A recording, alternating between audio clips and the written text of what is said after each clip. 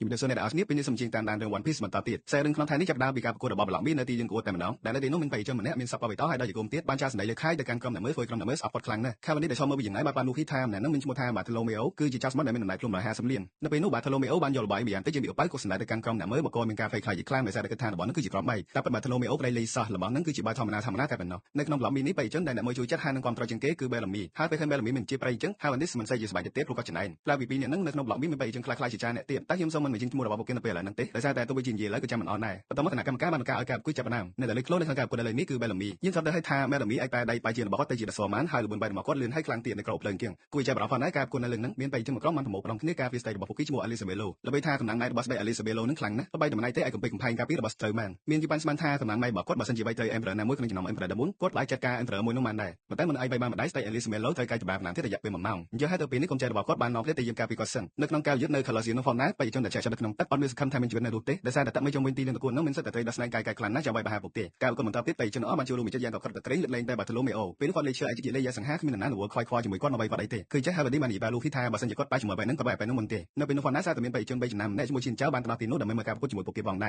របន្តមកលោកអមឈៀនចៅបានសួរលូហ្វីពីសពតរបស់កាត់គាត់បានដាក់ទៀតថាគាត់មានស្លាប់ក្រោមស្នាដៃរបស់កាត់ហើយនៅពេលនេះគាត់ទៅពុតគុំកាត់តកូនតចៃចំណែកខៅនីសវិញពេលនេះគាត់ទំដឹងពីថាលូស៊ីនឹងគឺលូហ្វីប៉ុន្តែមិនបាននិយាយផលលោកអមឈៀនចៅក៏បានបាយទៅហាទៅលើពួកគេទាំងពីរតែមិនស្គាល់ឈៀនចៅគាត់ថាគាត់ឈ្គួរហើយបានយកក្បាលទៅចូលជាមួយដីអញ្ចឹងតែប៉ុន្តែខ្លារបស់ឈៀនចៅគឺស្ថិតនៅលើក្បាលរបស់គាត់នឹងឯងនៅពេលនោះឈៀនចៅបានយកមកវិញហើយប្រាក់បាល់លើទៅចូលលូហ្វីនិងខៅនីសម្ណោះទៀតហើយនៅពេលនេះខៅនីសខំផ្លាស់បិទដាពិសេសរបស់គាត់ទៅទប់ដែរតែទៅមនុស្សជាមួយនឹងក្បាលរបស់ឈៀនចៅទេបន្តមកឈិនចៅបានសម្ដេចទៅបាយខែមនេះសាននៅលូហ្វីបន្តទៀតធ្វើលូហ្វីត្រង់នេះបានក៏លោកទៅក្បោះក្បាលគាត់មិនដៃថប់ដីអានដៃរបស់លូហ្វីនៅពេលនោះមិនបានធ្វើឈិនចៅក្នុងចោលចាញ់ទេក្បែរជាធ្វើគាត់ខាងកាន់តែខ្លាំងនៅពេលនេះឈិនចៅបានពមៀនខែវនីសថាបើមិនជាត្រូវគាត់ទេគាត់នឹងសម្ដេចដល់ខែវនីសចៅម្នាក់ទៀតបន្តមកដោយសារតែខ្លាចគេមិនដៃជាងពីការប្រកួតចែកចាយរបស់ឈិនចៅពីរនាក់ឈ្មោះសៃហាណាប៊ូបានចូលជួយគាត់តារបស់ពួកគេហើយមិនទៅការមកមន្ត្រីនៃកម្មការប្រកួតក៏បានដល់ទីនោះផងដែរហើយរូបភាពចាញ់យូទេក៏ដាក់មេប្រួយម៉ាត់គាត់បានទៅតង់ជាមកមួយដើម្បីកុំឲ្យគេរកគាត់ឃើញញៀនមើលការប្រកួតវិញពេលនេះបេក្ខជនបានលុយចិត្តអស់ហើយនៅសារតែអាយ10នាក់ទៀតទេបានន័យថាអ្នកដែលនៅសល់ប្រហែលអ្នកហ្នឹងសិតតែជាអ្នកខ្លាំងហើយជួ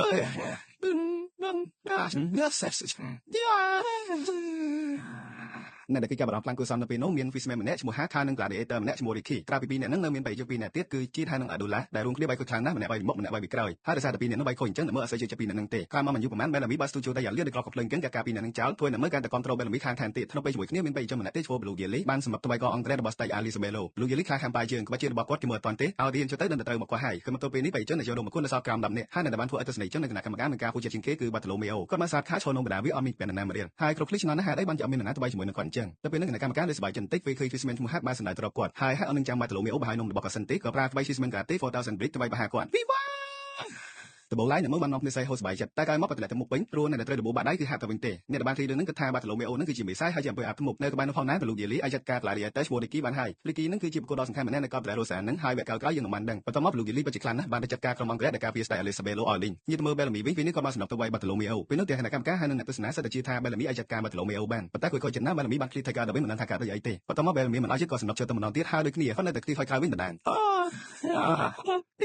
លឆ្នៃទៅលើអញធ្វើឲ្យហើយសើស្បែកដល់ពេលជាមួយគ្នាដល់ពេលដែលស្ដេចអេលីសាបេឡូអាយបាយបានហើយអ្នកទស្សនាបានសឹកស៊ីវគ្នាថាគណៈដែររបស់ស្ដេចនឹងខ្លាសម្បានណាស់ចៅដើមបើសិនជាគាត់បាយមកត្រេបផ្លែរបស់ពួកគេច្បាស់ជាមានគ្រោះថ្នាក់បន្តិចក្រោយមក Colosseum ចាប់ផ្ដើមជួយធ្វើអ្នកទស្សនាមានការប្រថុយហើយក៏នាំគ្នារត់ព្រាតបន្តមកអត់ចាំយូរទៀតទេស្ដេចអេលីសាបេឡូចាប់ដើមបាយយកតែម្ដង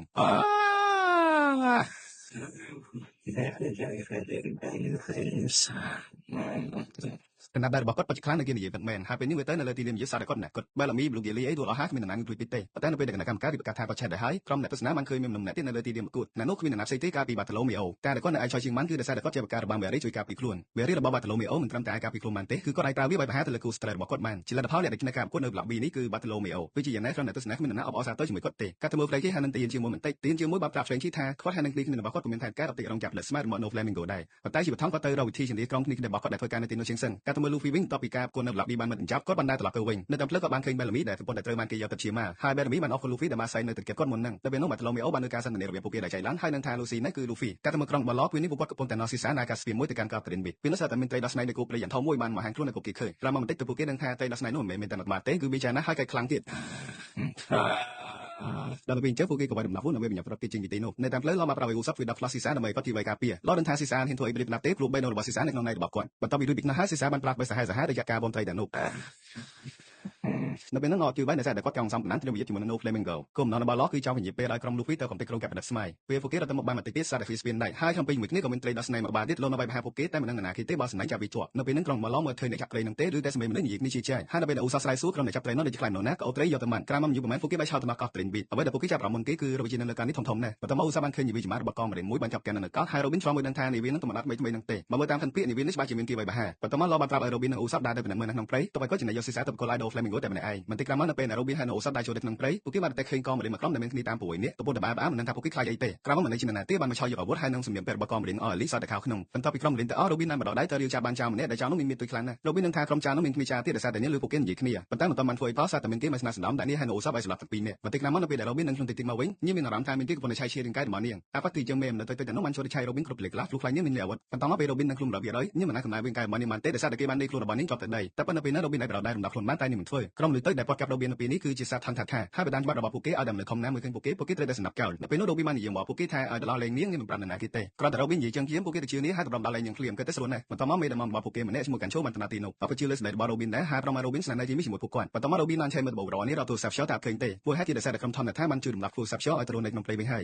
យដោយសារតែមិនអាចដោនឡូតតាមទូរស័ព្ទបាន Robin ទៅចង់ចែកចេញពីទីនោះដើម្បីទៅគប់ឡប៉ុន្តែក្រុមធម្មតាមិនឲ្យ Robin ទៅណាទេហើយពួកគេទៅចាប់ផ្ដើមប៉ះនេះខ្លះស្នាងដែរដែលពេលនោះមានធម្មតាម្នាក់បានគាត់ឲ្យបាក់ខែ Robin នឹងគឺជាមិត្តភក្តិរបស់ hero របស់ពួកគេដែលមានចំអវែងប្រតលីជាងគ្លៀង Robin ដឹងខ្លះថា hero ចំអវែងដែលពួកគេនិយាយនឹងគឺឧស័ព្ទកាត់ទៅមើល Zoro វិញកាលពីពេលមុនគាត់ចាប់បានចោលដែលលេខដែររបស់គាត់ហើយនេះគឺជាភក្តិញាសិទ្ធិការសង្ងម្នាក់នៅក្លែនឋានថាដែលមានធ្វើថាវិការនៅពេលនោះ Zoro បានធ្វើបាននាងទេហើយក៏បានដល់លេងញៀមផងដែរប៉ុន្តែដោយសារតែវិការគ្រីជាងដែររួចនាងថឹងខ្លួនឯងខ្លាំងណាស់ Zoro ចាប់អារម្មណ៍ថាតែមែនតែវិការមានមីតូចតែតាមរបស់នេះខាងមិនធម្មតាទេនៅពេលនោះវិការបានបាយ Zoro ជួយនាងទៅជួបកាប់តែរបស់នាងព្រោះនាងមានព័ត៌មានត្រូវវិការនាងនឹងថាពេលនេះ Doflamingo បានជាគេទៅចាត់ការទូតរបស់ Luffy ចោលហើយប្រដេញចឹងគ្លៀង Zoro មានការព្រួយបារម្ភពីគ្នាគ្នារបស់គាត់ដែលចាំទូខ្លាំងណាស់ក៏ប្រយ័ត្នរត់ទៅជួយពួកគេប៉ុន្តែនៅពេលនោះ Zoro ដល់ត្រូវផ្លូវទេយកហើយតែគាត់យកវិការទៅជាមួយកាត់ទៅមើល Sanji វិញពេលនេះគាត់កំពុងតែ switch ជាមួយនៅ Violet មែនទែនប៉ុន្តែនៅពេលដែល Violet ជួយ Sanji ទៅដល់គោលដៅនាងបានប្រាប់ Sanji ឲ្យត្រឡប់ទៅវិញហើយនាងសំទោសដែលបានអោ Sanji មកដល់ទីនេះពេលនោះនាងនិយាយតែផ្នែកថានាងមិនចង់ឃើញ Sanji ស្លាប់ដោយសារនាងទេប៉ុន្តែ Sanji អត់មានសួរអីអំម៉ាត់ក៏ណាស់សម្ដែងតែក្លែដើម្បីធ្វើការងារដែល Violet បានគាត់ធ្វើសម្រាប់ Sanji គាត់អត់ធ្វើការហេតុផលអីទេអត់តែមានមនុស្សប្រុសម្នាក់ណាហ៊ានធ្វើស្អីយំគឺគាត់អាចចាត់ការម្នាក់នោះចោលបានហើយបន្ទាប់មក Sanji បានតបទៅនោះទ្វារចូលក្នុងក្លែនតែម្ដងមិនចាំបានណាបានជួយគាត់ទេនៅទីនោះមានក្រុមជនពាជាច្រើនបានឡាបរបស់ Sanji ប៉ុន្តែមិនអាចទៅរួចជាមួយនឹងម្លេច Sanji ឡើយបន្ទាប់ពីចាត់ការក្រុមជនពារអស់ហើយវេក្រុមជនពារក៏បានទៅចាប់ Violet ធ្វើជាចំណាប់ខ្មាំងប៉ុន្តែធ្វើយើងបានត្រឹមតែធ្វើ Sanji ខាងកាន់តែប៉ុណ្ណោះនៅពេលនោះ Sanji បានបាយជាងក្លឹងតបមេចំណុចនៅពេលនោះឲ្យខ្លាចទៅដល់ភពព្រះអង្គាបន្ទាប់មក Violet បានទៅអស់ហើយនឹងអរគុណ Sanji ដែលបានជួយសង្គ្រោះនាងធ្វើ Sanji សប្បាយចិត្តរីកខ្លាំងណាស់ប៉ុន្តែមនុស្សមិនសោះថាពេលនោះ Violet បានទៅនិយាយលុយបាយខ្នោះគាត់ទៅវិញពេលនេះ Sanji បានផ្លែចូលក្នុងផ្ទះរបស់ Violet ហើយតែប៉ុន្តែ Violet ក៏ជាកូនចៅម្នាក់របស់ Doflamingo ផងដែរនៅពេលនោះនាងហើយនឹងបតរបស់នេះបាននិយាយបតលក់លុយឲ្យ Sanji ថា Sanji នឹងងងខ្លាំងណាស់ប៉ុន្តែទោះបីជា Violet ធ្វើដាក់ប៉ុនដល់ថ្នាក់នឹងទៅហើយក៏ Sanji មិនដឹងថាធាតុពិតរបស់ Violet គឺមានចិត្តល្អពេល Sanji និយាយទៅ Violet គិតថា Sanji គ្រាន់តែនិយាយនឹងចិននាងតែប៉ុណ្ណោះមិនខុសពីប្រាប់ព្រៀនទូទៅទេដល់ពេលអញ្ចឹងនាងក៏ឲ្យ Sanji ស៊ីមកស្បែកជើងកែរបស់នាងចំក្រាលមុខបន្ទាប់មក Violet បានដើរនិយាយ Sanji ដើម្បី scan មើលការគិតរបស់គាត់តាមពលដែលវាស្រួលរបស់ Violet គឺជួយនាងឲ្យ scan មើលរបស់ផ្សេងៗក្នុងរយៈចម្ងាយឆ្ងាយហើយក៏អាច scan មើលការគិតក្នុង memory របស់មនុស្សបានទៅពេលនោះ Violet scan មើលការគិតរបស់ Sanji នាងភ័យព្រឺព្រោះ Sanji កំពុងតែគិតពីនាង Sanji ដឹងថាពេលដែល Violet និយាយថានាងចោលសម្រាប់មនុស្សម្នាក់គឺនាងនិយាយពិតជាពីក្នុងចិត្តការងារអាក្រក់ៗដែលនាងកំពុងតែធ្វើសប្តាហ៍ហ្នឹងគឺធ្វើដោយបង្ខំចិត្តតែប៉ុណ្ណោះកាលពីឃើញ Violet ចាប់ការងារសួរចម្លើយរបស់នាងហើយកូនកាយអាចារ្យការរបស់ Doflamingo ក៏សំណប់ជួយទៅចោលសម្រាប់ Sanji ប៉ុន្តែនៅពេលនោះ Violet បែរជាប្រើក្បាច់ទឹកភ្នែកទៅម្ល៉េះបាយបហាទៅលើពួកគេដើម្បីជួយសង្គ្រោះ Sanji ទៅវិ